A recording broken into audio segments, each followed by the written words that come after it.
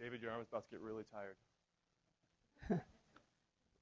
Let me go ahead and introduce our first speaker, Greg White, to come up to the podium with his speech titled "The Other Internet Revolution." You handheld one. Wait for it to go green. Hello? Hello? Wait for it to go green.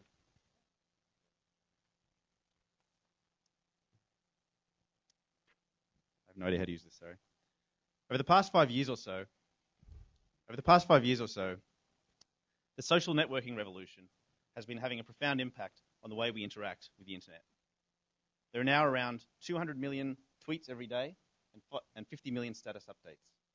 But the highest ranking website by traffic in 2012 wasn't Facebook or Twitter. It was YouTube. And the second highest ranking website was m.youtube, their mobile site. Online video is the other internet revolution going on right now. And in my opinion, it's the more exciting one. The scale of what is going on in online video right now is truly mind-boggling. Every minute that goes past, 72 new hours of footage is uploaded to YouTube. To put that in perspective, enough footage is uploaded every week, more than can be watched in a human lifetime. Wow, you must be thinking. That is a lot of cute cat videos and drunken college kids hurting themselves. But while those videos are the ones that tend to come and find us, they're only a fraction of what's available if you just go looking. For example, suppose you had the perfect photo of your holiday, perfect photograph of your holiday in the Galapagos Islands. Perfect in all regards except that it contained your now ex-girlfriend. And you turned to Photoshop to find a solution. Just a few years ago, you would have had to figure out the technical description of what you wanted to do, and then figure out those technical tools, figure out the user interface. Today, you just type remove person from photo into YouTube and choose from hundreds of experts who will guide you through visually step by step, giving you all kinds of nuggets of information from their practical experience along the way. And it doesn't matter what you're interested in. Cooking, landscape gardening, makeup, car engines, you name it, and you'll find a plethora of excited, knowledgeable, passionate people who want to be mentors to the masses for free. And it's not just hobbies. The quality and quantity of educational video is exploding online right now. Whether it be a professor giving a course, or a panel discussion at a high-profile conference, or a keynote speech at a prestigious event. Pretty much any speech given by anyone, anywhere, now finds its way onto YouTube. But why am I calling this a revolution? Why is video so important? It's for the same reason that my speech here today is going to have a lot more impact than if I just wrote this information down and sent it out via email.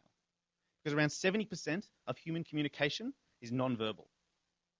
I mean, right now, you're not just transcribing my words, you're listening to my tone, you're reading my facial expressions, you're feeling my body language. You're downloading my ideas via a high bandwidth, rich content format. An economics professor recently did an interesting analysis, comparing his career of teaching in university to a 15-minute TED Talk that he put online. That TED Talk, in just a couple of years, had registered over 700,000 views. So when he analyzed it in terms of the amount of student hours, that single 15-minute talk actually constituted over 75% of his lifetime teaching output. He also spent 3 months preparing for it, and he thinks it might be the best speech he's ever given. It illustrates an exciting formula. Top quality educators delivering their highest quality material for free to larger and larger numbers of people. But online video is still in its infancy. For the most part, higher education today still looks pretty much the same as it did around 300 years ago. It's still not clear what the new educational paradigm might look like because we don't have any idea how much of what we currently do is because of these old constraints. Like, why do we have semesters? Is it important to have a campus? Why do we concentrate all of our higher education into this block at the start of our early 20s? Questions like these are not going to remain unanswered for very much longer.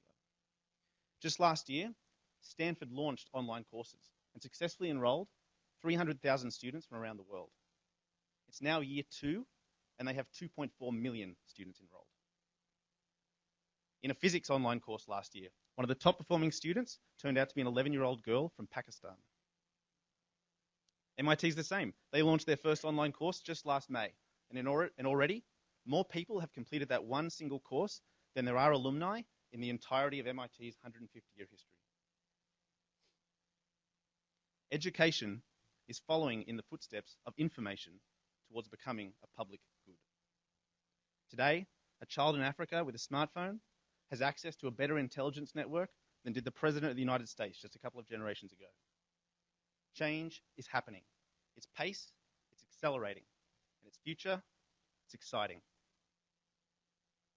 In the short time I've stood up here, there's been around 3 weeks of new footage uploaded to YouTube. Chances are I'm never going to get to see any of it, but I'm still excited by it because it's part of a revolution that's going to have a profound impact on the world in which I live.